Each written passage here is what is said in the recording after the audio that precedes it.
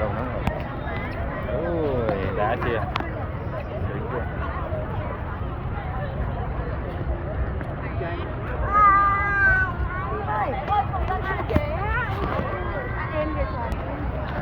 Này khung cảnh nào lúc này đang là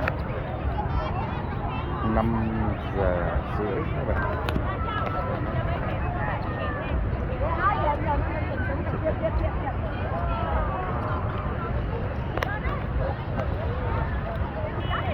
Đẹp chưa?